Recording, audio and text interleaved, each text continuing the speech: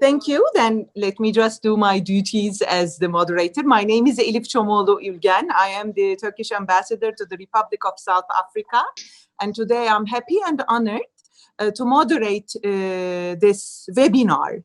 The title of our webinar is Democracy, Freedom, and the Importance of Leadership, Lessons for a Better World. We are gathered virtually here, and as I said, unfortunately virtually, because we are being unable to share our sips of coffee or tea or cookies together. That I owe you. You will be my guest, inshallah, once this pandemic is over. So we are gathered here virtually under the auspices of the Turkish Presidency's Directorate of Communications. And we would like to contribute to the commemorative events series titled 15 Panels on July the 15th.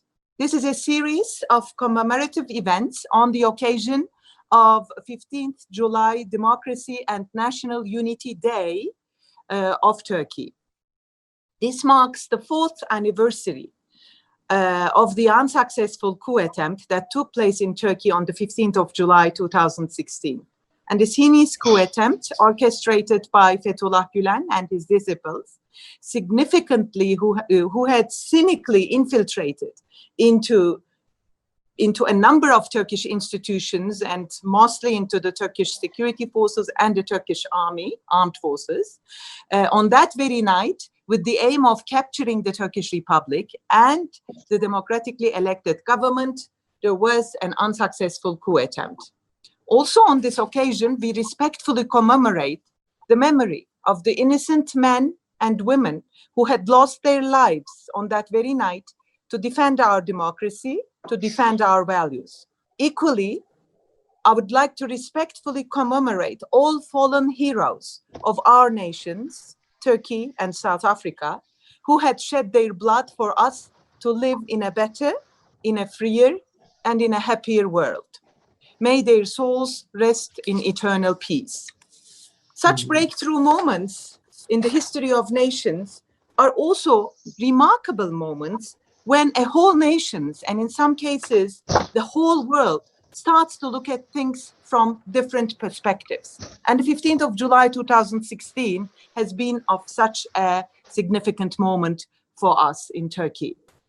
We started to ask the questions. We started to ask ourselves what the mistake was. We started and we learned how to overcome it. And then now on our 4th consecutive year after the attempt, we are talking on what lessons to be driven.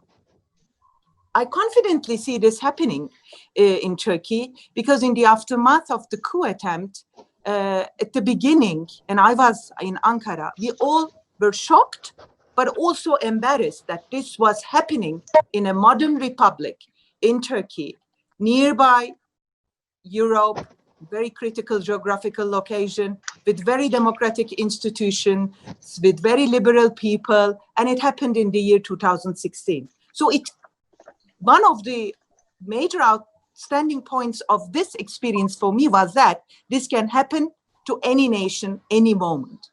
So that's why we deem it very important to talk about this, to see how the people can change the course of the history. And now looking back 4 years before, the Turkish people, I respect them, I salute them.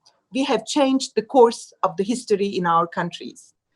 So against this background, today we will discuss the matter from different perspectives as well. We are eager to learn how you really look into issues. Historical bagage, carrying it to today, driving lessons from the past, paving the way for for generations to better live in this beautiful country. So that's why we have important guests also to talk about. And that's why our panel indeed is titled Democracy, Freedom, and the Importance of Leadership and Lessons for a Better World. And I'm confident with your contributions today, we will be able to find more and more answers to those very challenging, phenomenal issues. Without further ado, let me introduce our panelists for the day. Let me start with our dear South African guests. Honorable Chief Zwelivelile Mandela, the traditional leader of the great place, if I may, with the right pronunciation, Mvezo Komkhulu. He is the grandson of the legendary Nelson Mandela, the first and the founding president of the Republic of South Africa. But he is also a member of the parliament and currently chairperson of the Portfolio Committee on Agriculture, Land Reform and Rural Development. Brother Mantla, it is an immense pleasure and honor to have you today with us, to host you, though virtually. And I gave my word that this hosting should take place also physically, inshallah, at our soonest possibility. Brother Mantla has been a very good and trusted friend of Turkey. He has proven his loyalty to the people of Turkey at our most challenging times, and we are grateful for your support. He has visited Turkey with his family as well on occasions, and is very close to our minds and to our hearts. We are very much grateful for his continuous support and always warm words for us. I personally am also very grateful for the very big support you have rendered to me, to this embassy, to the government of Turkey since my arrival in this beautiful land, brother. But of course, it would be not enough if I don't, at least with a sentence, refer to his very important and significant role as a South African young, dynamic politician that he very bravely plays in promoting and indeed in asking the very rights of the Palestinian people. And I'm sure today you will also shed more light on that very important dossier that your country is been pioneering around the globe, but you personally have taken it to very high levels, Brother Mantla. And as I said just before, you have a special place in the hearts of all the oppressed people because of your very strong words and support to our Palestinian brothers and sisters. The other panelists of today from South Africa is dear Liaquat Ali Azam, Dr. Liaquat Ali Azam. Hi, good day.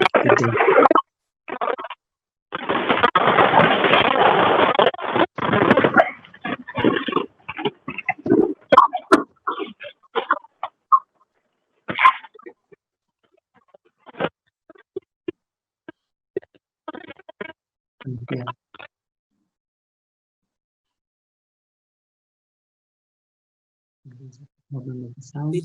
He has developed and launched the Leading Like Mandela Leadership Development Program, and he has devoted himself on shedding further light on the leadership qualities of Madiba at a time, I think, globally, where everywhere there is a shortage for leaders and good leadership qualities. We will be looking forward to listen and to learn from your contributions, dear Liaquat.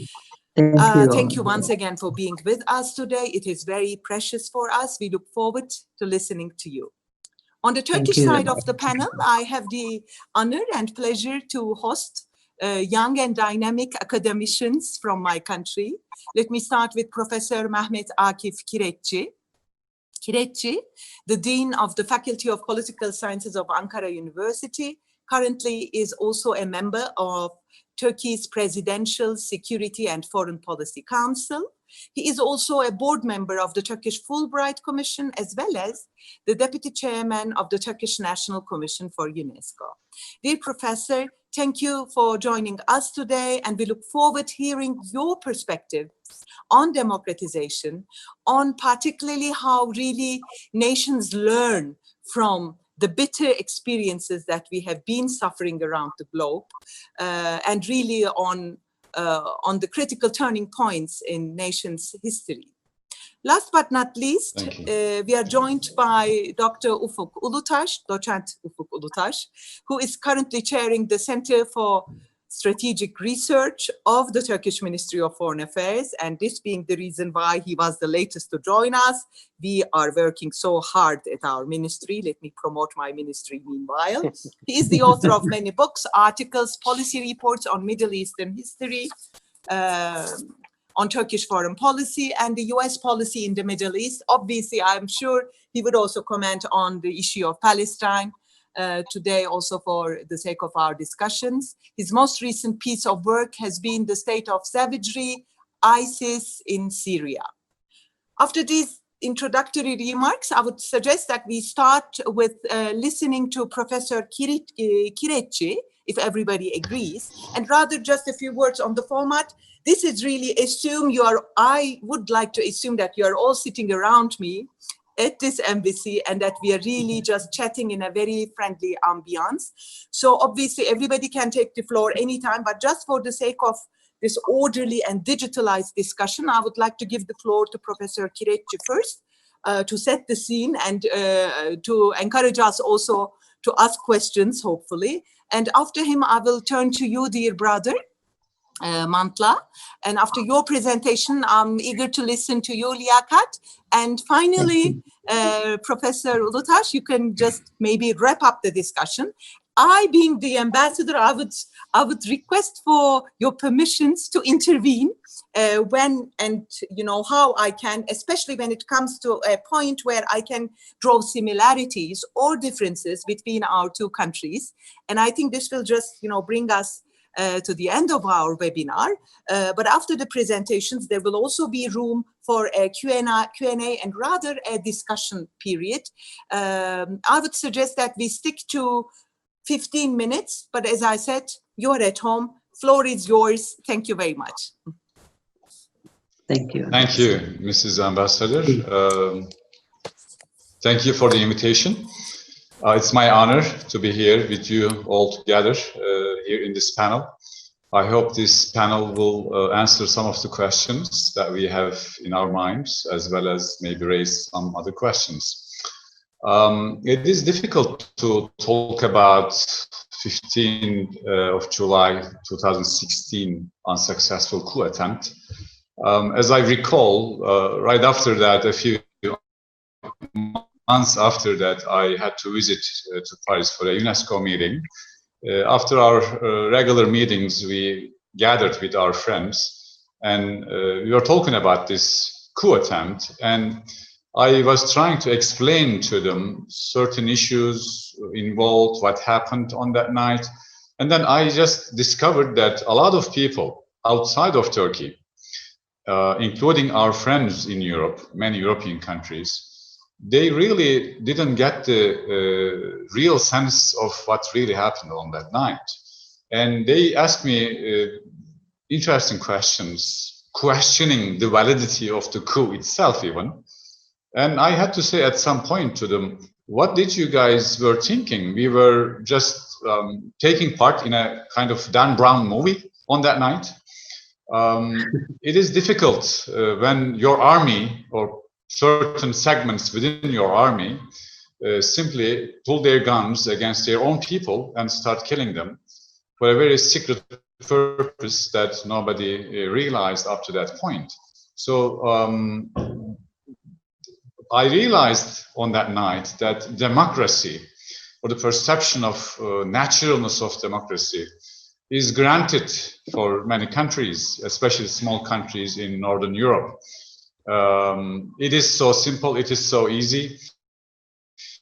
But for other countries, to have a democratic system, truly functioning democratic system, is not necessarily so easily attained. Turkey is one of them, despite the fact that it has an imperial history, despite the fact that Turkey, during the Ottoman Empire, had the first parliamentary experience in 1876. So is South Africa. That's where the similarities actually lie in very closeness to each other. On that night, Turkey experienced a very bitter crisis, actually. 250 people were killed, martyred, and more than 2,000 people were wounded. Millions of people were on the streets. For what? To defend their rights, their human rights, their democracy, to defend what they have enjoyed so far. Obviously, we had earlier coups in our history, in 1960 to be one, the first one, in 1980, another one. But this started during the evening, around 9:30, right before 10 p.m. And then people were sort of alarmed. Not again, like Mrs. Ambassador mentioned, in the year 2016, not again. I felt so embarrassed to explain to my daughter, was about 13 years old at that time, against the members of the army who are actually orchestrating the coup against his own people, bloodshed, not to inflict violence on others. So that was on a very critical moment, which actually shaped the outcome of that night to follow. So what I want to see is not necessarily so easily attained by many countries, by many societies. This side of that we already experienced during the who naturally would come that part of the world. They kept silence on democratic movements, democratization attempts in that part of the world.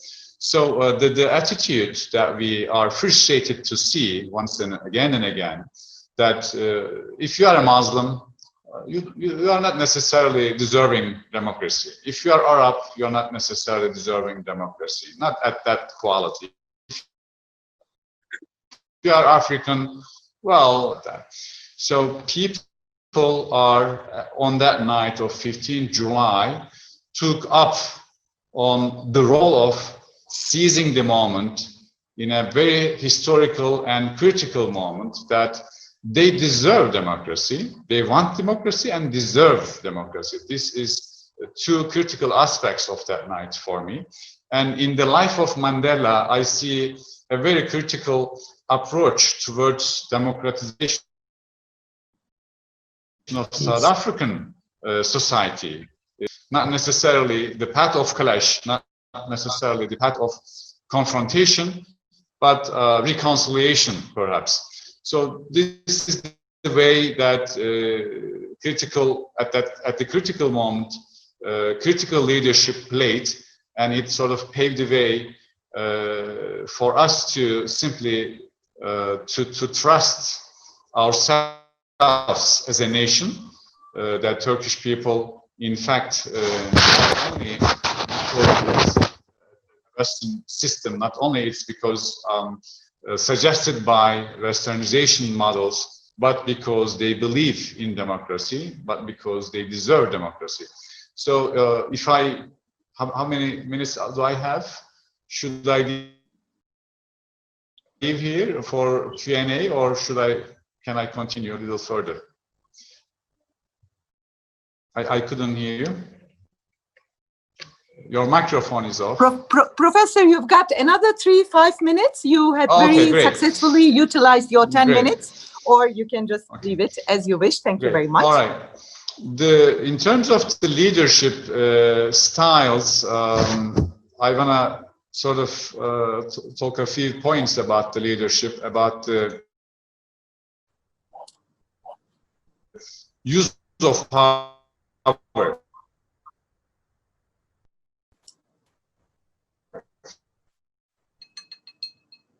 Stories event of the certain tools in terms of how inspiration. I believe this is a very critical trait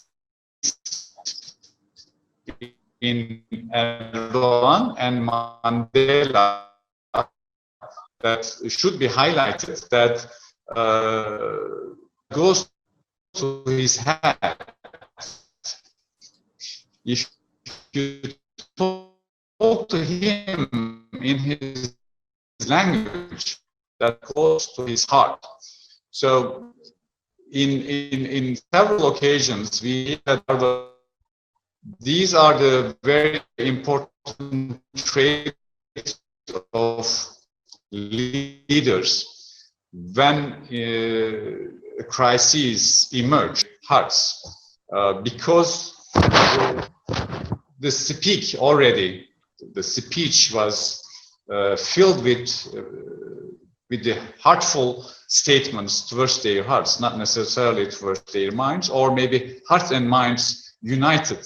So all of these critical moments are defining moments. 15th of July in 2016 was a big and major obstacle in front of Turkish democracy, and Turkish people were able to come over to that obstacle and turn that obstacle into a threshold.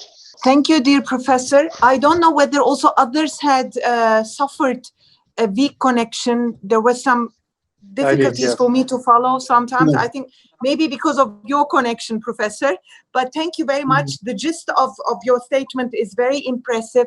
And if I may just, repeat with you, particularly when you referred that still today, there is this overarching attitude of some of the members of the big nations family that democracy is important for some communities, but it is not as much important into other communities. And particularly therein comes the big leadership, like the leaders, we had Mustafa Kemal Atatürk, the leaders, South Africa had Mandela, and today our president, when he speaks his mind out at the United Nations General Assembly and just saying that the world is bigger than 5, this is exactly what we mean. Some singular countries cannot dictate us what we should do, and that democracy can live this way or that way, but it's our own people who will agree on the best way to rule us, on the best rights to enjoy. And there, of course, Mandela has become the biggest inspiration for the whole continent. With these feelings, I give the floor to you, Brother Mantla, and we look forward to listen to your inspirational speech. Thank you, Comrade Ambassador. Salam alaikum. Alaikum salam. Brothers, colleagues, friends, and comrades. I bring you warm greetings from our peace-loving people of South Africa and our African continent. We engage in this dialogue at a difficult juncture in our history, not only in our part of the world, but globally as the world gets to grips with changing realities that we are confronted with.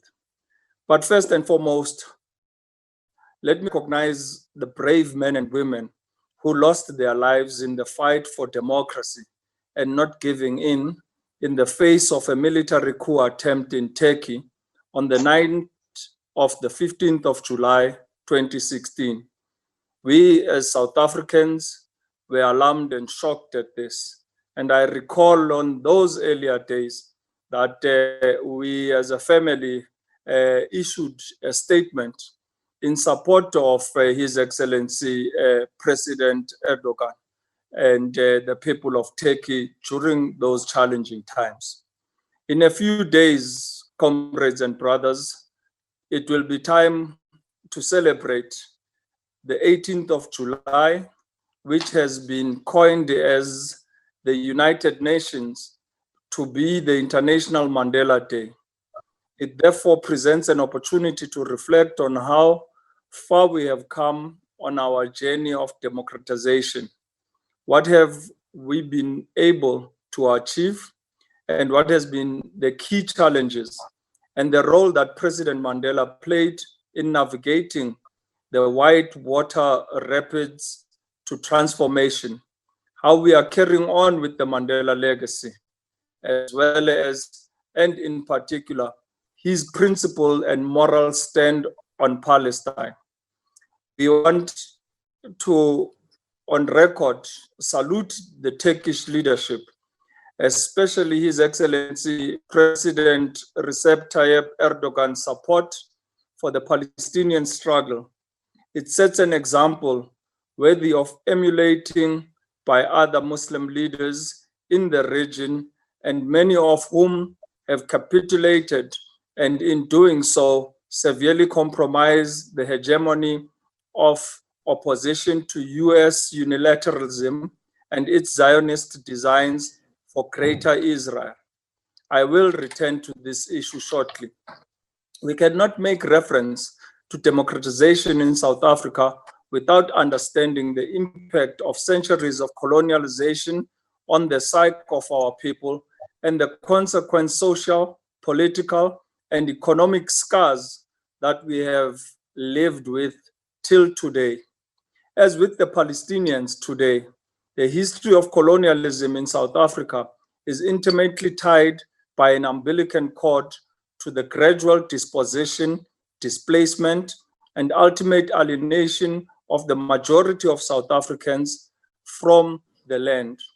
This alienation went hand in hand with usurping of our mineral wealth, our agro-produce, because it became the fuel that sustained the colonial expansion, and not unlike the rest of Africa, the dissemination of our human resources in the slave trade until its abolition, and subsequently the slave wage relations were perpetuated on farms and in the mines.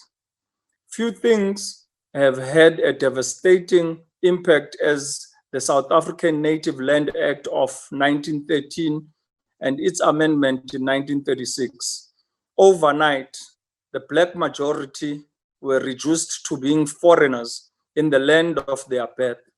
87% of the population was forced onto 13% of land, and the creation of Bantustan homelands became a defining feature in our struggle. This explains why land hunger, restitution, and land reform have remained such a powerful and emotional themes on our road to democratization. It also speaks to why we as a nation identify so closely with the Palestinian struggle and its quest for land justice. It is no secret that our colonization provided the stepping stone for building empires, as well as a deficit of the European economy. Our mineral wealth, especially gold and diamonds, played a great role in shaping the unequal economic relations that persist to this day and is replicated all over African continent. It is the race for our mineral wealth that exacerbated the growing divide between our first world development, urban spaces, and the lasting legacy of underdevelopment in rural areas that plague us to this day. Social relations were severely impacted as healthy young men, like my grandfather, left their roles as pastoral workers in the villages to seek jobs on mines, only to return at the end of their short-lived economic life, carrying the full burden of disease and depending on their already struggling families to support them in the final stages of their lives. The triple burden of mineral wealth, usurped broken bodies, and the burden of care placed on rural households led to future improvements.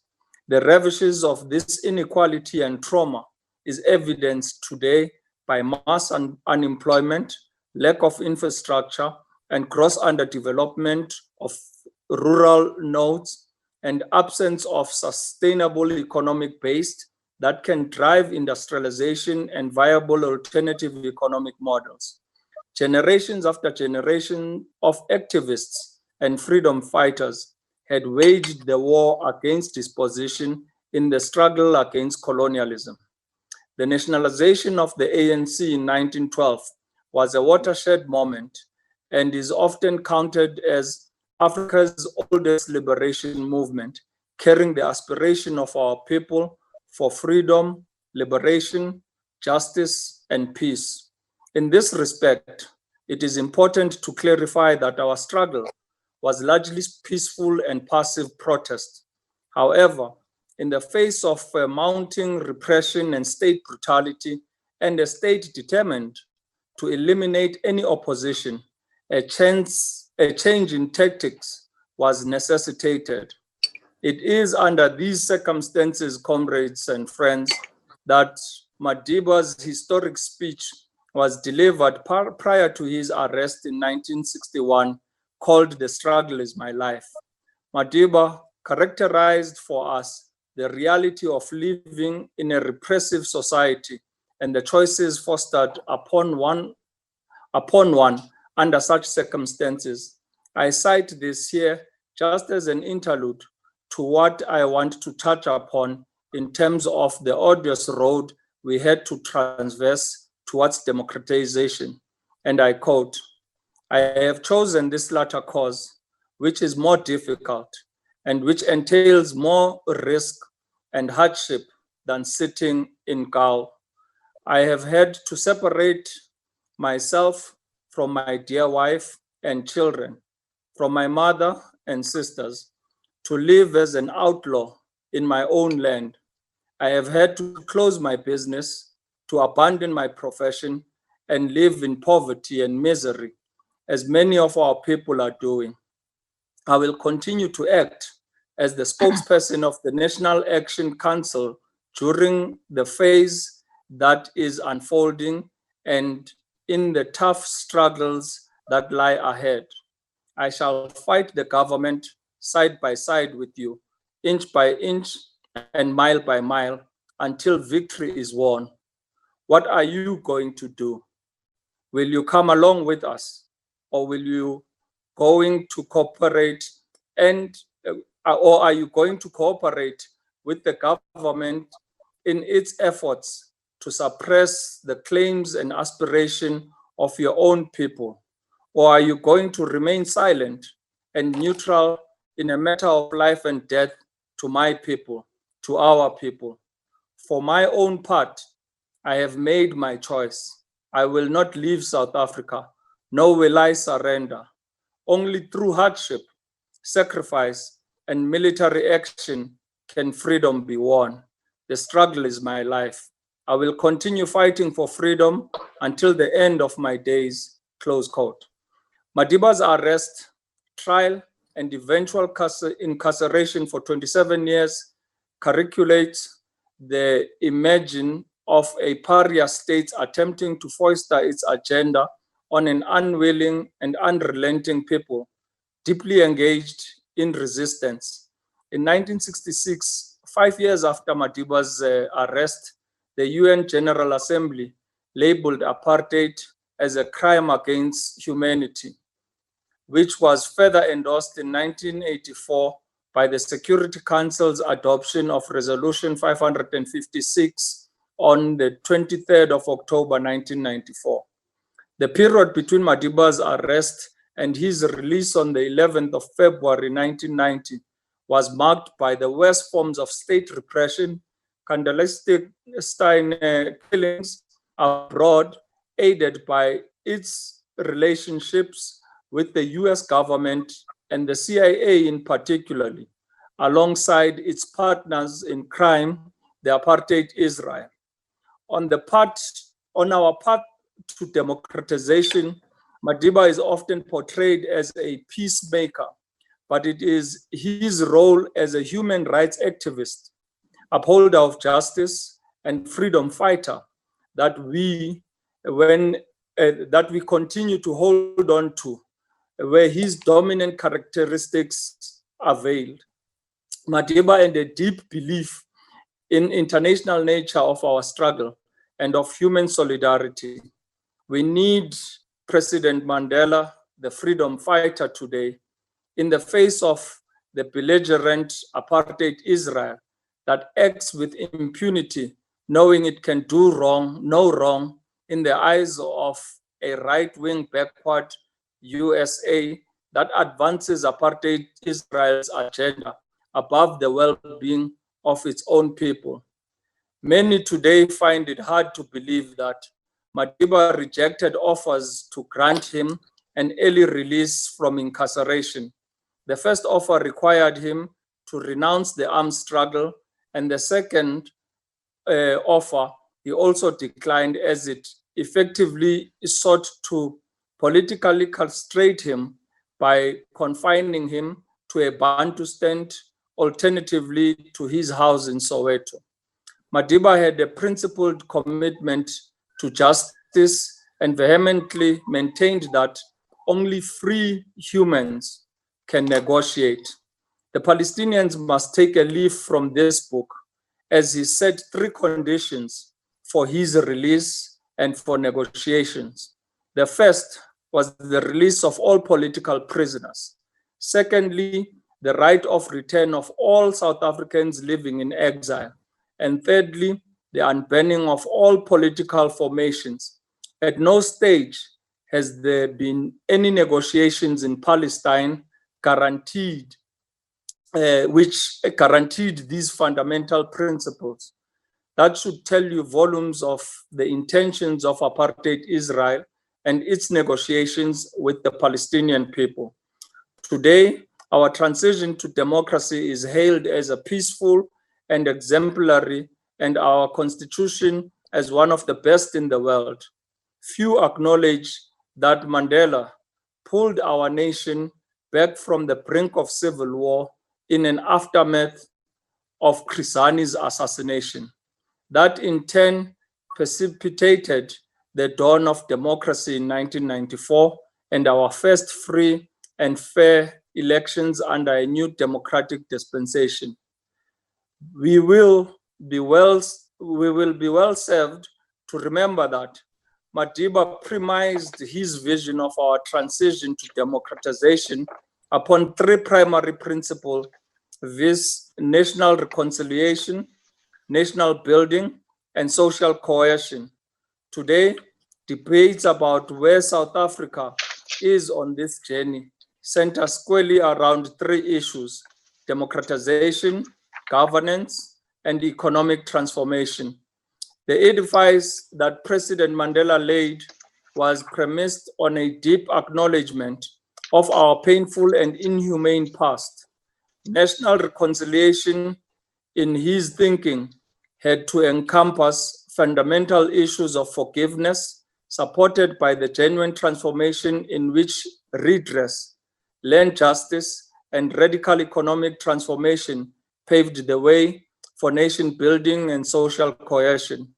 In the 26 years of our democratization in South Africa, we have come a long way, guided by the policies of the ANC that has seen major infrastructure development, including the building of nearly 7 million homes, creating a social safety net for nearly 17 million people through state grants, feeding nearly 12 million school kids a decent meal every day. We have built roads, schools, clinics, hospitals, and developed an economic infrastructure. Like many developing countries, we remain seriously challenged in the area of governance, but are chanting a firm path under the leadership of His Excellency President Cyril Ramaphosa and his government. Madiba's legacy lives on in the journey we have undertaken. Our goal of economic justice remains elusive as the commanding heights of our economy is largely hegemonized by the previously privileged minority. That is not to say we have made no progress in this respect. On the contrary, we are well on our way.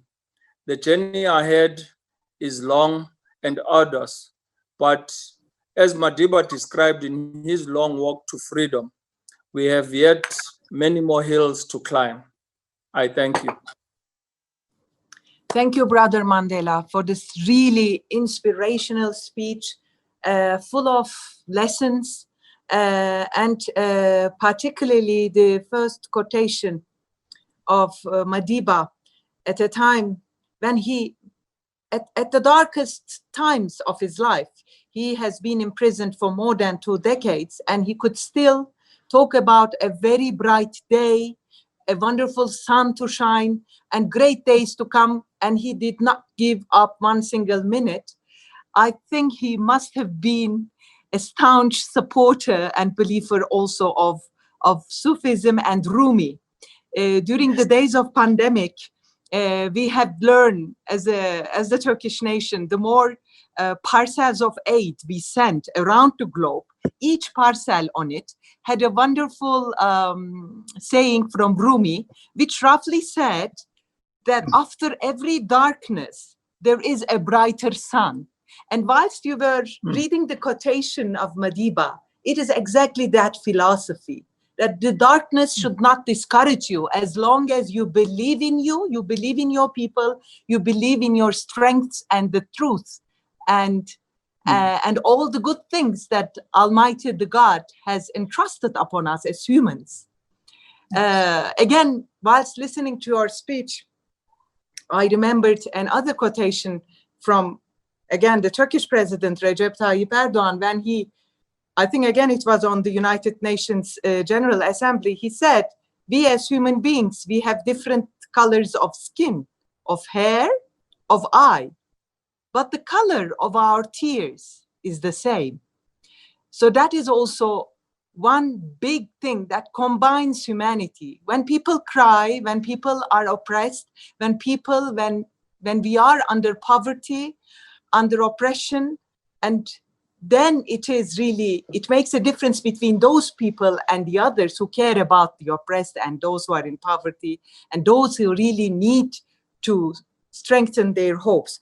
Again, on this moment, I would like to respectfully remind the participants of the upcoming International Day of Nelson Mandela, the Mandela International Day, recognized by the United Nations. This is a very unique recognition. As far as I know, it is the only individual recognized by the United Nations.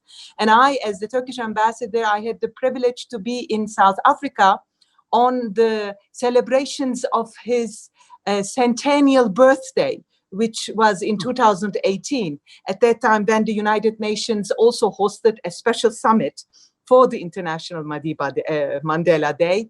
And I also had the privilege to follow the speeches, the participation, and the unveiling of the statue of Madiba at the UN headquarters. So we bow our heads with respect in front of his very important memory on this occasion. Thank you very much, Brother Mantla.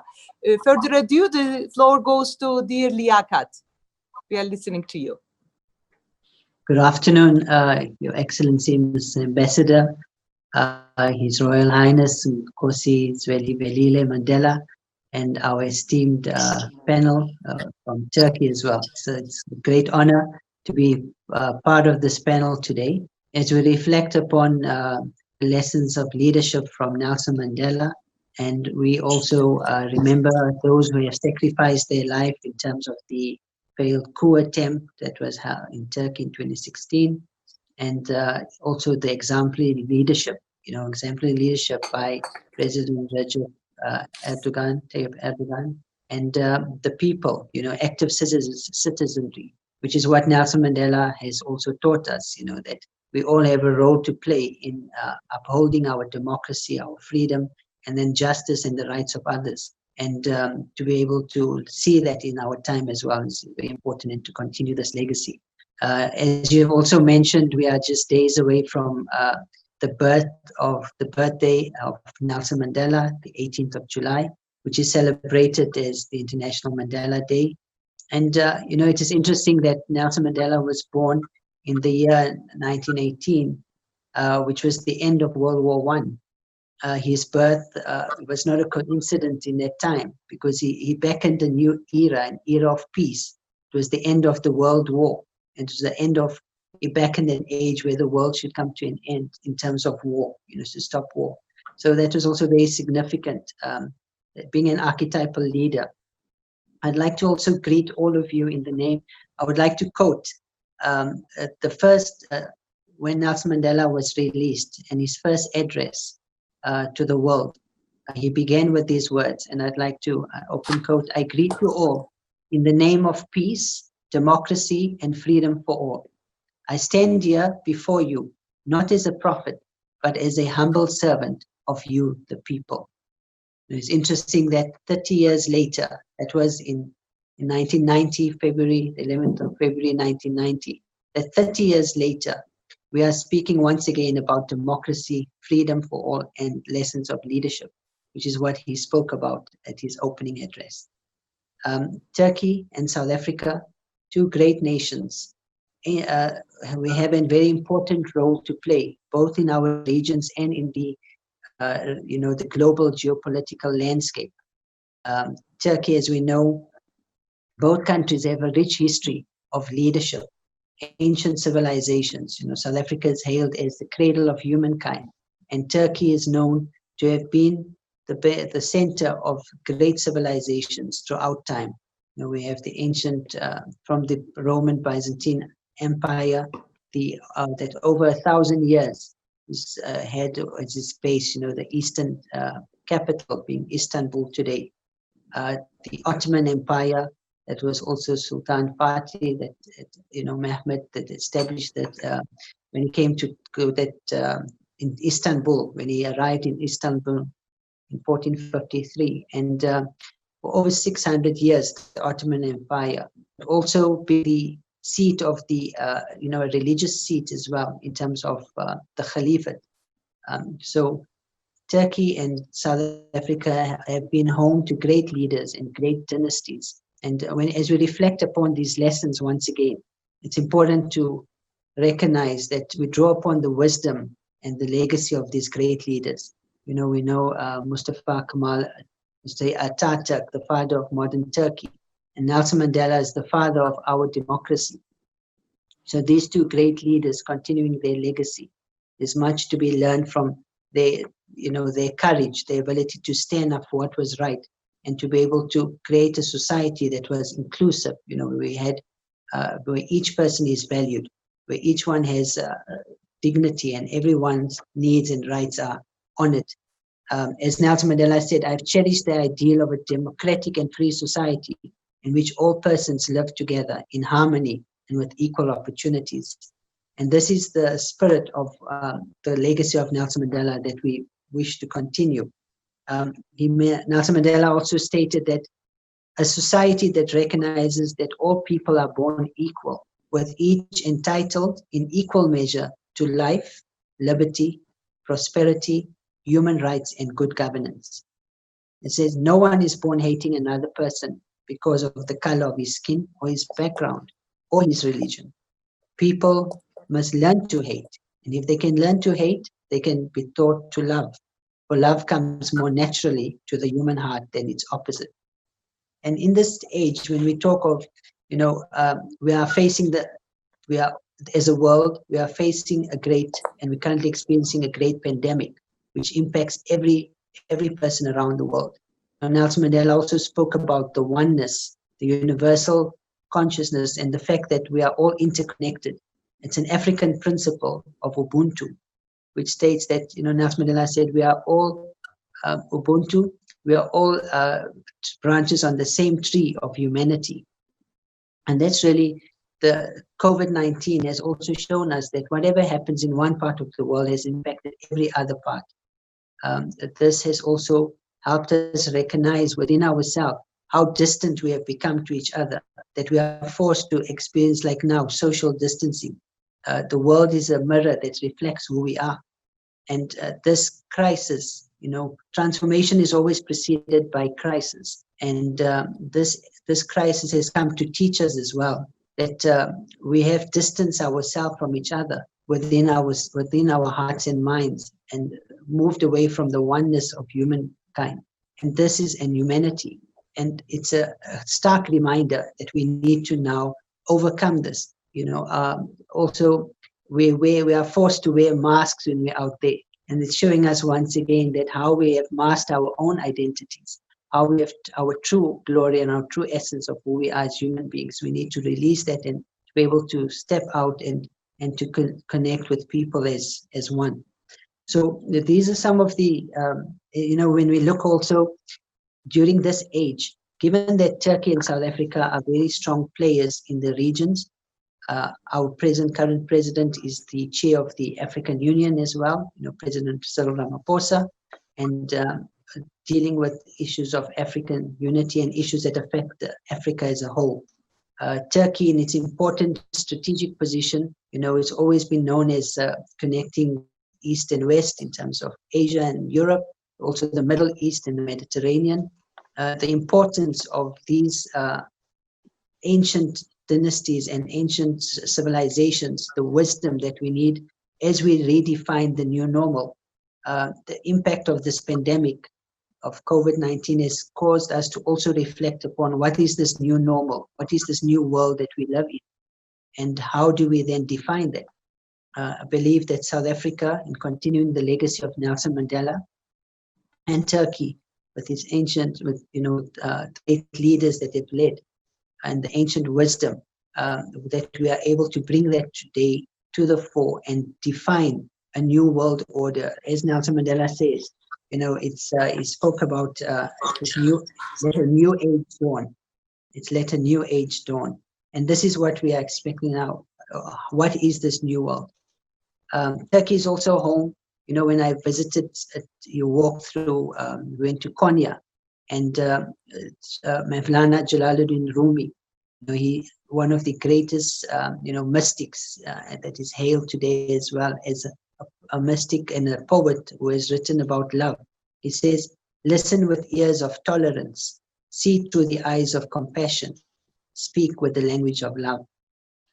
When we talk today, we speak about the warfare, and we speak about human rights, and that are being basically people are going against that. When we talk with the language of love, compassion, and tolerance, we will be able to restore dignity and democracy and the freedom of all. We also have, currently Air to Rule is well received around the world. Some of the messages that arise from that, and was establishing his son established the Ottoman Empire. But Ibn Arabi is also another great scholar and, mystic that has spoken, and, his views we are reminded of today. He speaks about, he says, those who seek peace for their own gain will lose that peace. Peace is only given to those who embrace one another. He says, never let oppressors plant the seeds of hatred in your hearts. These are important messages for us as we reflect upon freedom, democracy, and human rights in the time of what are the lessons we could learn as leaders.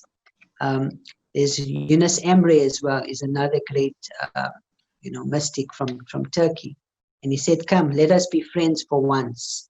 Let us make life easy on us. Let us be loved ones and lovers. The earth shall be left to no one. And, and maybe I'd like to also just touch on, as we reflect upon the message and the leadership lessons of Nelson Mandela. Nelson Mandela understood his environment. He always believed in oneness. He was a man who was willing to sacrifice. He had the courage to stand up for what he believed in. And I'm honored to see that his eldest grandson, Nkosi Mandela, is also walking in that legacy and continuing that legacy, being that voice of conscience, and standing for those who do not have a voice, whose voice is not always heard.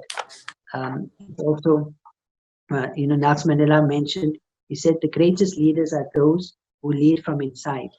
The privilege of true leadership is given to those whose energy derives from deep within. This is a quotation from Nelson Mandela. He said, leading from the inside also means that one's values and purposes are drawn from an intuitive understanding, knowing your own heart and personal motives. A leader needs to reflect on what he or she believes. Seek inside yourself.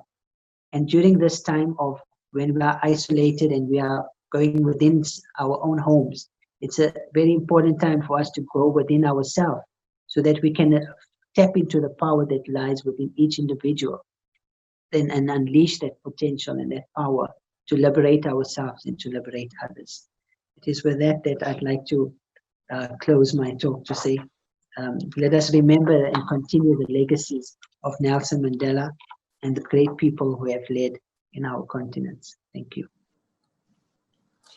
Thank you, dear Dr. Liaquat Ali Azam, and thank you very much for speaking and talking the language of love, compassion, and tolerance. We couldn't agree more with your words. Thank you very much for the contributions. And there, the line goes off to Dr. Ufuk Ulutaş.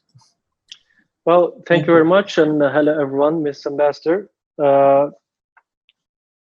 it's an honor and privilege to be a part of this esteemed panel, and I'd like to greet you all from a very hot Ankara afternoon. It has been very hot these days here in the capital. We are freezing here.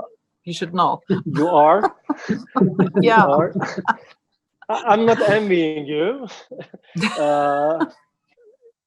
Yet it has been very hot in the last few days here in Ankara. Anyways, let me begin by paying tribute to the martyrs who shed their blood, who lost their lives and sacrificed their lives for the sake of their country and to uphold democracy, to leave a world, a country, a better world, a more democratic world to their children. After 4 years, I think people started to understand even better what was sacrificed in the night of 15th of July. And even after, decades, we will have to, commemorate the sacrifices that people made in the night of 15th of July. So it's really a privilege for me to have this opportunity to talk about what actually happened on the 15th of July and in the post-coup attempt, era in Turkey. What I'm planning to do is, I happen to be working on violent non-state actors, terror groups, as a profession actually, and that's why I'd like to focus more on the nature of what we have been dealing with, the terror group itself, and maybe share with you a couple of my observations with regard to the post-July 15 era in Turkey. What has changed actually in the post, 15th of July Turkey? It has been, as I mentioned earlier, 4 years since the coup attempt, and it will definitely remain as a scar in the memory of the Turkish people because of the lives that it took during the night of the 15th of July. More than 250 people were killed that day. Because of the extent of the terror groups' infiltration into the state's key institutions, the extent of their infiltration has been,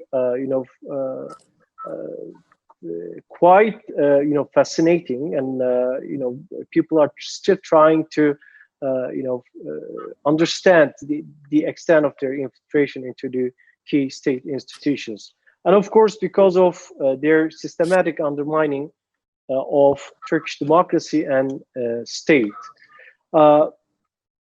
As Professor Kretschmann mentioned, Turkey has a history of military coups, but this time was a bit different than the previous ones, as for the first time, the Turkish, a certain segment within Turkish military actually targeted indiscriminately and directly the Turkish people who hit the streets to protect their democracy. I always tell this to my foreign counterparts when I talk about 15th of July. I do understand that digesting what happened in the night of 15th of July is very difficult. Not for someone who has been observing Turkey from outside, but even for someone who has been living in Turkey for decades. And this is because of the very nature of the terror organization that we are dealing with. That's why I would like to share a couple of points with regard to the nature of this terror organization. We have been dealing with a terror organization which we can also coin as a criminal empire, and whose illegal activities included, but not limited to, activities like extortion, for example, or wiretapping. My personal phone was wiretapped, for example, by the very same terror organization. Assassinations, corruption at different levels. I mean, corruption in the financial sectors, from financial sector to corruption in university entrance exams, for example. Forgery, and you can have a very long list of illegal activities that this terror organization involved in Turkey and abroad. And I would like to also touch base upon their activities abroad in a few minutes. FETÖ is also a messianic organization or messianic cult whose followers believe in the centrality of these cult's role in the end of days scenarios. Okay? They believe that their leader is a kind of a savior, someone like a Messiah or a Mahdi. They believe that their cult is the chosen one, and non-believers, such as ourselves, are those who went astray, who has to be disciplined and who has to be forced in to the acceptance of their cult's ideology. And in line with their messianic ideologies, they believed in the use or the benefit of chaos. And I'd like to draw kind of a similarity between FETÖ and ISIS in this case. I believe that, as someone who wrote on ISIS before, I believe that there is a strong similarity between the two organizations in the sense that both of them believe in the necessity to create chaos. Because in their own thinking, chaos is good if an organization or someone can manage this chaos. Okay? If you can manage the chaos, you will be regarded as the savior, and people will, rally around you as the savior from the chaos. That's why, as evidence shows, actually, the FETÖ terror organizations actually systematically undermined Turkey's security. For example, they revealed the identities of Turkey's assets in the PKK. They facilitated or turned a blind eye on the terrorist activities of ISIS inside Turkey. They involved in certain plots, terror plots inside Turkey. One of them was, for example, in my hometown of Reyhanlı in Hatay, in the border areas with Syria, where 55 people were killed because of a terrorist attack by ISIS or a group linked with the Assad regime in Syria. We don't have 1 minute of CCTV footage because all the CCTV footage was canceled, was shut down by these very terror organizations. They, as I mentioned at the very beginning, they infiltrated in key state institutions.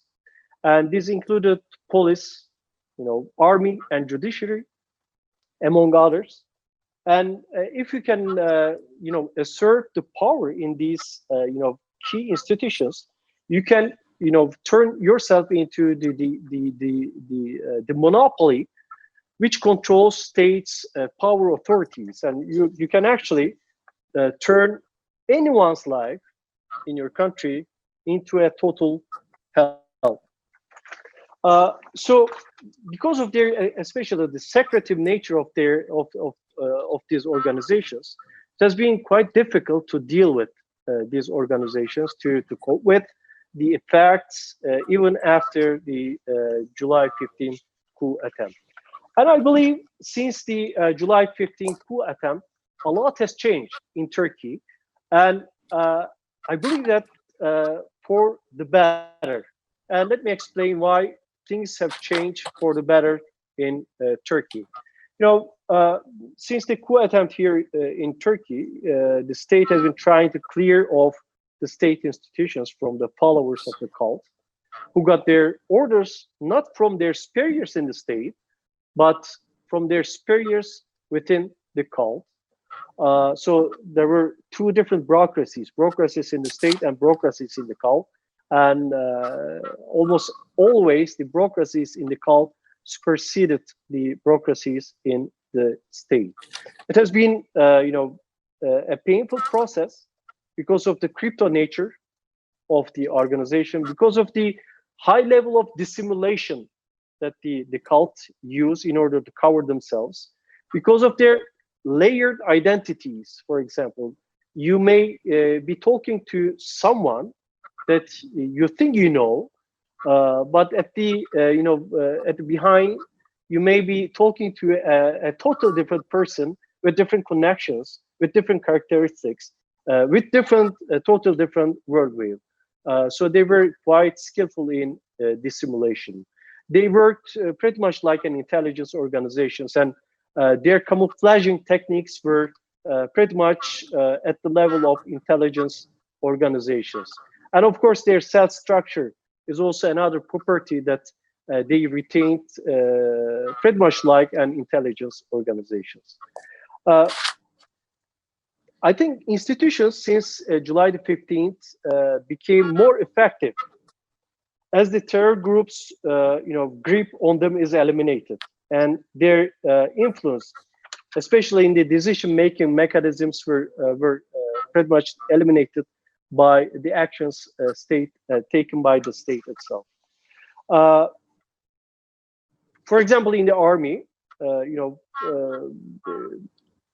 I would say a majority of their, presence in the army was eliminated so far, and you can understand, especially, when you look at the major military operations that Turkey undertook after the July the 15th.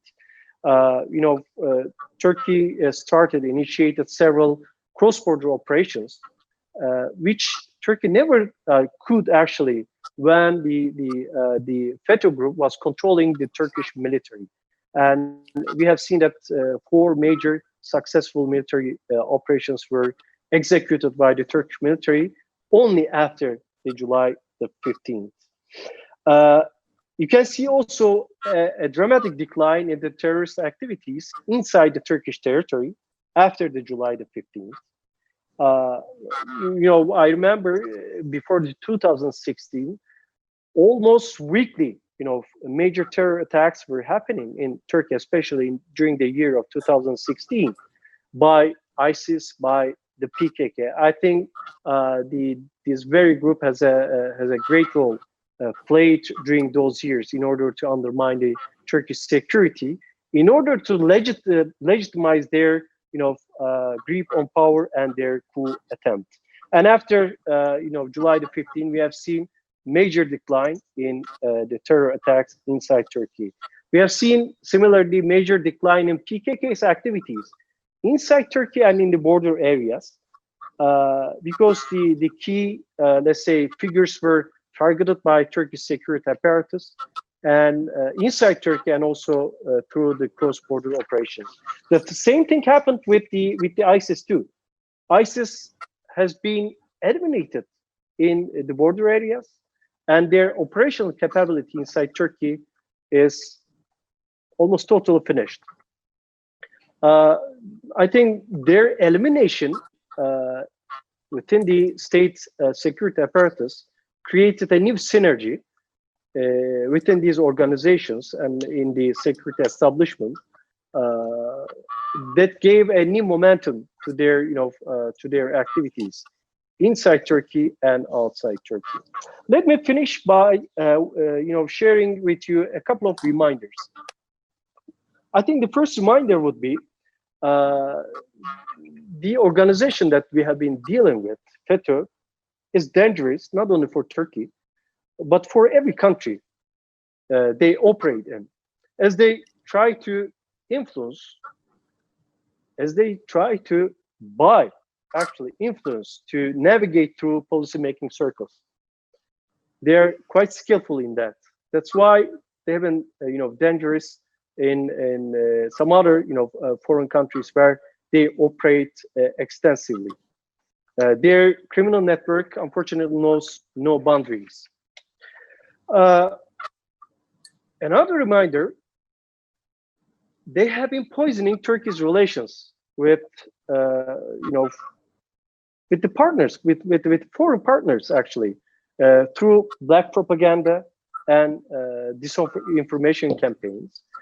So I think it would be smart for everyone to put aside those black propaganda and disinformation campaigns and to have direct, face-to-face, one-to-one relations between the states. So we have to eliminate them as a disturbance, a nuisance in bilateral relations between Turkey and our friendly nations. And lastly, their NGO activities, which they have been using as a cover, should not fool us, actually. They are and they have been an anti-democratic, to a certain extent, Islamophobic, anti-Semitic, and extremist group, which won't shy away to use violence if needed, actually, to reach their goals, as unfortunately we have observed on the night of the 15th of July. Let me stop here and maybe entertain a couple of questions if anyone has any. Thank you very much. Thank you very much, Ufuk Hocam. It has been a very valuable input, which also resonates very much to the occasion of today's webinar. And of course, chairing the strategic thinking department of the MFA, you put things in very good context, and that is in a nutshell how we are also informing our counterparts as diplomats, as academicians, especially in our relationship with the friendly countries. We bring in this experience, this lessons learned to our counterparts.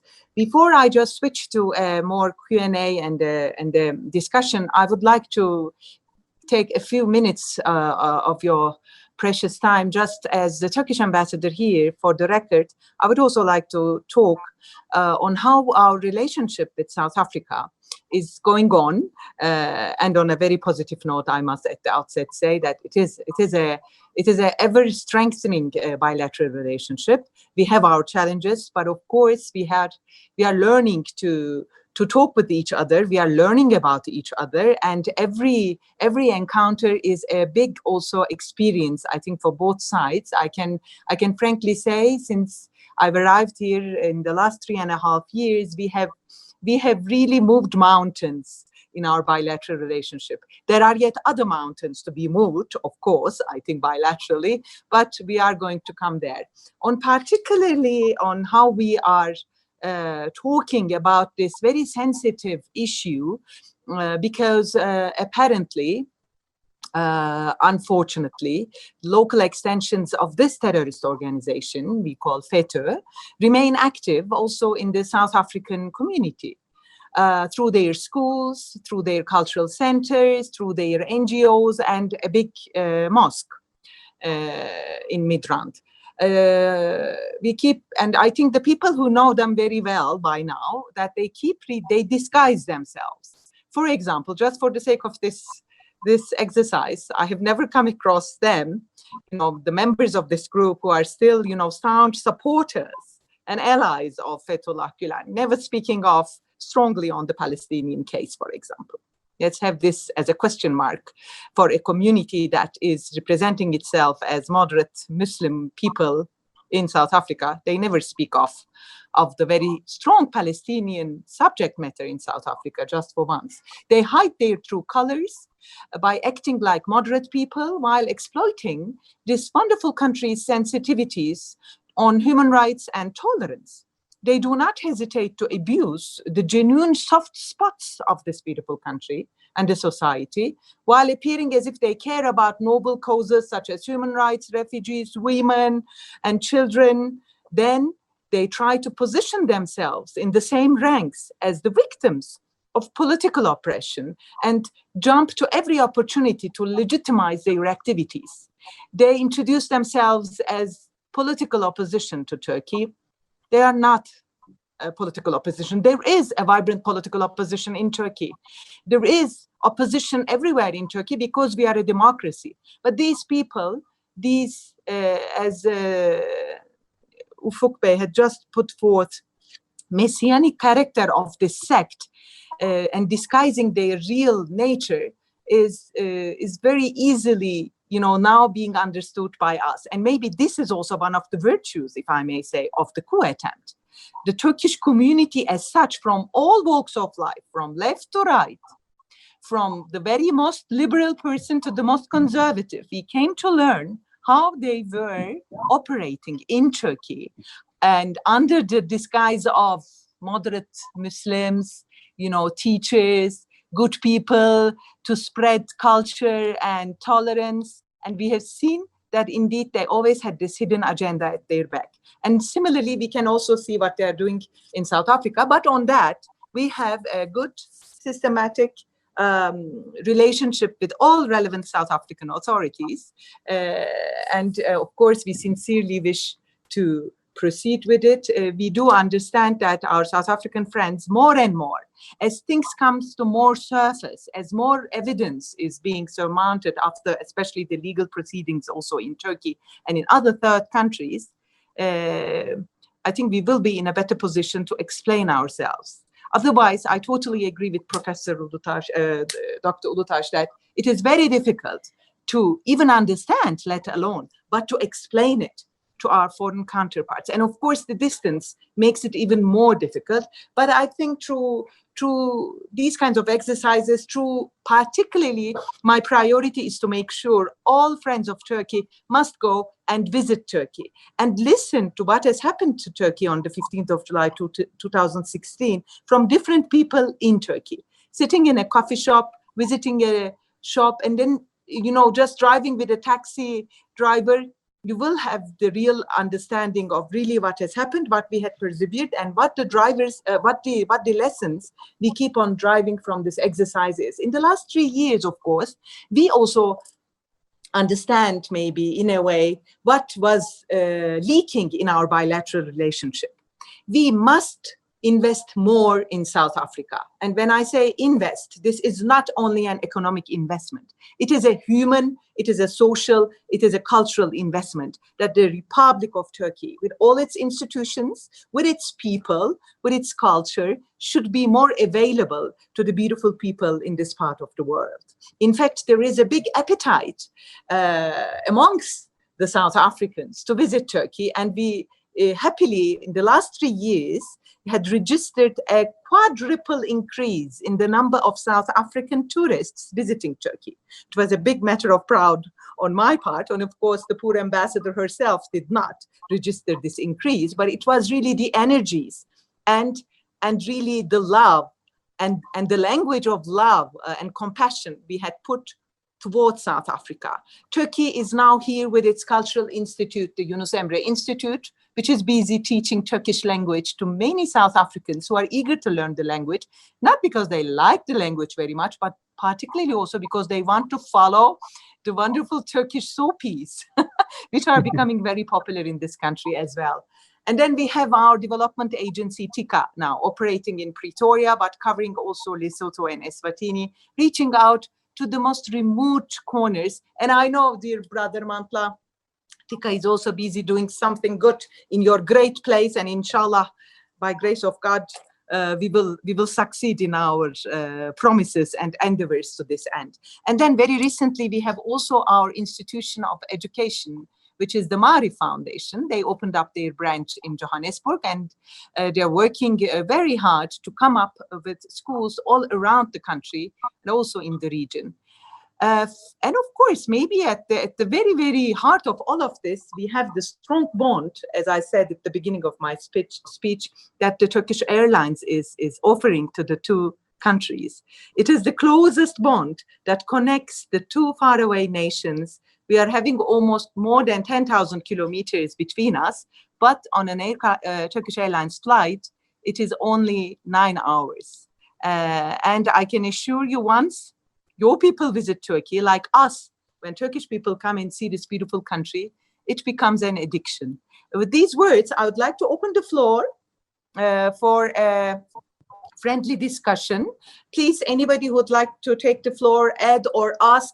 Obviously, we have listened to different exposés, but I think I'm satisfied as the ambassador that today we had paid also our tribute of what should have been done for the future generations to learn about from our bitter experiences of 15th of July, but also from the very, very important lessons and experiences of the great South African nation and their continuous fight against the oppressed. So the floor is yours, dear speakers. Thank you. No, go ahead. Let's start with Brother Mantla, and then I'll go to you, Liaquat. Yes, Mantla, Brother Mantla. No, thank you, Comrade Ambassador. I would like to thank all the panelists for their input on this session. And I want to just stress and emphasize more on the issue of the attempted coup. It should not deter His Excellency President Erdogan's effort, nor the efforts of the Turkish government. You have been in the forefront of humanitarian efforts. The work that the Turkish leadership is doing in rural areas, not only in South Africa or in Africa, but globally, is highly applauded and commendable. And we want to ensure that we are able to come closer to one another in our efforts in championing democratic values, ensuring that we become advocates for human rights and justice and dignity for all. And I think the plight of the Palestinian people, but also all oppressed nations around the world, we need to become a voice of change. We need to ensure that during these times that African Americans in the USA are witnessing Black Lives Matter challenges, where ordinary Black men are being brutally and violently killed at the hands of white supremacists, we should ensure that we rally behind their support, and also ensure that in rallying behind Black Lives Matter support, we draw them closer to the actual realities in the world stage. I've often said that what is being witnessed by Black men in America through police brutality is what we often witness as the global community from America's foreign policy and its military regime. So we want to applaud the work that the Turkish leadership is doing, and would like to see a more closer bond between our countries to ensure that we have cultural exchange programs at every level. Thank you. Thank you, brother. These are very encouraging words, which I can only wholeheartedly second. And indeed, I'm also happy to notice that this kind of a grassroots relation between the peoples of our countries has already started to take place. Again, just after the breakthrough visit of the Turkish President Erdogan to South Africa at the margins of the BRICS summit in 2018 has really opened up a new page, I can say, and it is a breakthrough visit.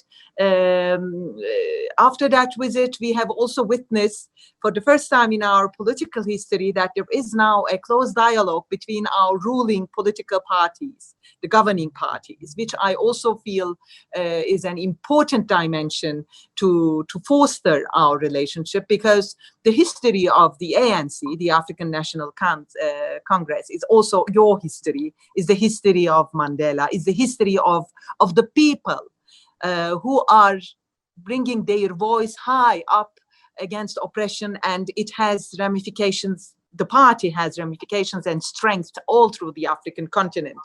Obviously, we will build up on those relations, and I think the most important thing is really to resonate in people's hearts and minds. If you have got this kind of feeling and impression that you are good people on that side of the world, and there are good people who are fighting against oppression, who are standing against the values. Let me also refer, maybe from a diplomatic perspective, the South African membership to the United Nations Security Council for the last almost now 2 years, it's unfortunately coming to an end, has proven also a very good, I would say, has given us the opportunity where we could cooperate with South Africa in multilateral fora, and not only at the UN, at many other international fora, we do stand up for similar values. And as Turkey and as Turkish diplomats, we have respect for South Africans who always, despite all kinds of pressure, have chosen the right thing to do, to stand up against oppression, to stand up against discrimination, and to say no to those who really want to continue with that colonial implementations all over the world, not only in this beautiful continent. So thank you for your strong words. Liaquat, you wanted to add something? Go ahead, please. Yes, thank you, Ambassador, and to our panelists for the insights regarding the situation, regarding the coup, and also in continuing the legacies of our great leaders. One of the things I'd like to also raise is, as you've mentioned, Nelson Mandela mentioned that education is the most powerful weapon you can use to change the world. And I think there's great opportunities for Turkey and South Africa to collaborate greater in the sphere of education, because we find that education often is the education that the system has been, is slanted towards a colonial understanding, and it praises, and we learn histories of the colonists, and we look up to those who are taught to look up to these histories. But it's time that we rewrite history and share our own understandings on our own perspectives, because there's a wider, there's an African saying that says, the hunter's tales will always glorify the hunter and not the lion. So it's time that we now live. So in terms of education, and I'm very pleased that, through the Leading Like Mandela Institute, we have a memorandum of understanding with the Africa Foundation in Turkey, a very powerful and influential think tank. We also were invited, we were hosted by Africa House, which is the first lady, an institution that works in Africa, and collaboration between Turkey and Africa. As Your Excellency has mentioned, the BRICS summit, when our president had invited the president of Turkey to the BRICS summit, and BRICS really representing more than half of the world's population, and representing so-called developing nations. How do we then redefine the narrative around development and social inclusion, and also ensure the rights of people? And Nelson Mandela has also stated, and as Nkosi Mandela has mentioned, that certain countries, he had the courage to speak up, to say, in 2011, that the US is their policies regarding was a threat to world peace, and we should once again review these. And as you state, the world is greater than 5. So it's important for us once again to step up to this. And as Nelson Mandela stated, because we're speaking about freedom, he said, for to be free is not merely to cast off one's chains, but to live in a way that respects and enhances the freedom of others. I think it's a very important message for us to ensure that we continue that way. The freedom of others is respected and enhanced. Thank you. Thank you, Dr. Liaquat. Thank you for all the really very nice words from the bottom of your heart. Yes, dear professors from Ankara, would you like to add your last words? Sure. I may go ahead. Please. I'd like to draw your attention to one important point here. We are talking about 15th of July, and we are discussing this issue by a panel of speakers who are coming from Turkey and from South Africa, geographically speaking, two countries with a long distance actually. But yet, I believe that talking about this issue, 15th of July, and what lessons can be learned from this coup attempt is quite important for anyone living or who is a part of the international community in general, for several reasons. First, it highlighted the importance of one key, let's say, component here. That is the necessity of the political leadership.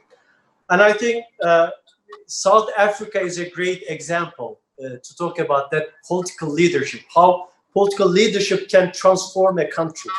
We have seen pretty much the similar thing in Turkey on the night of the 15th of July, how the touch of a strong political leader actually changed the destiny of a country, in one night with very, let's say, limited, access opportunities on that night. So political leadership is important. This is one thing. The second thing, the importance of civilian resistance. I guess also the South African case, we have seen great examples in the history of South Africa, how civilians can change the destiny of a country through their civilian work, through their civilian disobedience, through their civilian resistance, even against tanks and F-16 fighter jets. So civilians, average citizen, is also quite important to shape the political, let's say, life of a country. The third point I would like to highlight here, underline here, is the importance of legitimacy. Turkey has been one of the most outspoken countries when it comes to the importance of legitimacy in both domestic affairs and in international relations. And legitimacy comes from people and can only be taken from by the people, actually. That's why, actually, both the political leadership and the civilians, the average citizens, actually took a grip on the legitimacy that they gave to the government at that time, on the 15th of July. So they simply didn't want a foreign body just taking control of the country, at the expense of the legitimacy that people gave to a certain political body at the time. I think legitimacy is one thing that we have to uphold, both domestically and also in international affairs. And the last one is the importance of independence. I always believe that these very, terror organizations that we have been talking about, the FETÖ, was yet another, let's say, effort, an attempt to, to control and to shape Turkey's both domestic and foreign policy. Because of quite obvious reasons, since Turkey has been quite outspoken, especially when it comes to certain injustices in the world. One of the most outspoken, let's say, countries when it comes to the Palestinian struggle for the Palestinian resistance, for example. There were quite a few, let's say, countries or segments within the international community who were not quite happy with the stance taken by Turkey. And actually one pledge that this terror organization gave to that countries or to that powers in international affairs is to divert Turkey's attention from those areas where there's a suffering, like Palestine, and take Turkey's, access to, to somewhere else. One of the major criticisms, for example, by these terror organizations against the government was because of the government's role in the Palestinian, resistance, the support given by the government of Turkey in general to the Palestinian cause. The relations with the Palestinian actors, the efforts in mediation between the Israelis and the Palestinians, mediation effort within the Palestinian groups like Fatah and Hamas were major points of criticism against the government by these very terror organizations. So I guess the resistance of the people, the political leadership, upholding of legitimacy on the night of the 15th of July ensured that Turkey will stay as an independent country in both its domestic affairs and international affairs. Thank you. Thank you. Thank you, dear Dr. Ulutar. The floor is yours, Professor Kireççi. Thank you, Excellency, Ambassador, for your excellent moderation today. I'm thinking what kind of lessons we can draw from today's discussion. Like Ufuk mentioned, two countries far and away from each other, but there are some similarities in their history and experiences and certain aspects of the leadership. I like to highlight 2 points. One is as a lesson from July 15, how did this organization emerge? We need to look at that very critical point, which is the misfunctioning of what was that? What was the aspect of that misfunction? Yes, Professor Kirechi is back. Back on now, I'm sorry. I don't know what happened. First time it's happening. Good. My apologies. Yeah. The misfunction in our democratic system at the time allowed this organization to impersonate for the people who were practicing Muslim that, okay, we can register you to state offices if you register with us, like Ufuk mentioned, as an NGO. That's why people were sort of fooled by this group. A similar model, if there is a functioning democracy, fully functioning democracy, there is no need for these kind of organizations. This is number one. Number two is that how did we put this crisis behind matters a lot. Whether you use the law or you resorted to violence. And then after you resolve all of these issues, there are a lot of things to do, not only for our own country, but for our friendly countries like South Africa, for instance. We need to increase our brotherly relations. We need to invest in our education. We need to increase the wealth of our citizens. And we need to, or we would like to try and reach out to those places in the world. Like, look at Syria, what's happening in Syria when there is no democracy. What did the people of Syria want is only a representation in their government. About 10 million Syrians were displaced today. Who are hosting them? How do their government treat them? And many other places in and around the world. Africa is not immune to those kind of flux of people, migrating people from one place to another place. So there are a lot of things to do, and for those things to be done in a peaceful manner and in an effort to increase the wealth of our people, we need democracy, we need peace, and we need more understanding. I think this is the lesson that we can learn from these kind of crises. Thank you for your hosting. Thank you, Professor. And yeah, we are able to see you as well. And the last part was very, very clear and understandable. Sorry for the interruption. Yeah. Yes, I had just a question in the meanwhile to Brother Mantla. As you do have a session tonight, Brother Mantla, which will keep you busy at the Parliament. No, not tonight. Good. Comrade Ambassador, we are still continuing with our parliamentary work, and the portfolio committee meetings are still in session.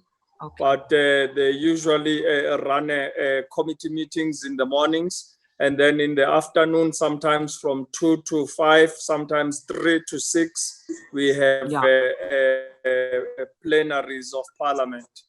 But we don't have one today. That's true. And for those who don't know, of course, Chief Mantla is the father of wonderful twins who were born. Now they're like at their 3 years old or 2.5, something. And I follow them on social media. The most gorgeous, wonderful twins and a wonderful father. May God give them long life, inshallah, with your beautiful family. Inshallah. And once again, with this very happy note, we really should remind ourselves of our responsibilities as human beings, that this world is not ours, but it is for the children, for the youngest, to come and inherit from us. And with this responsibility, we really should follow the guidelines of Rumi, of Mantla Mandela, of strong leaders, spiritual and political. And with all these wonderful feelings, I would like to close this webinar. I would like to extend my heartfelt thanks on behalf of my embassy and my government for our South African distinguished participants and joining us on this occasion, but also to our academics, our professors who had joined us from Ankara, I hope there will be other occasions, as promised, that we could meet face to face and talk at further length. Thank you very much. And as the final word, let's once again salute and pay our respects to all the fallen soldiers, civilians, men and women, in respect of their country's values of humanity. Our respects and our duas are with them. Thank you very much. Thank you. Thank you. Thank you. Thank you. Have a wonderful evening.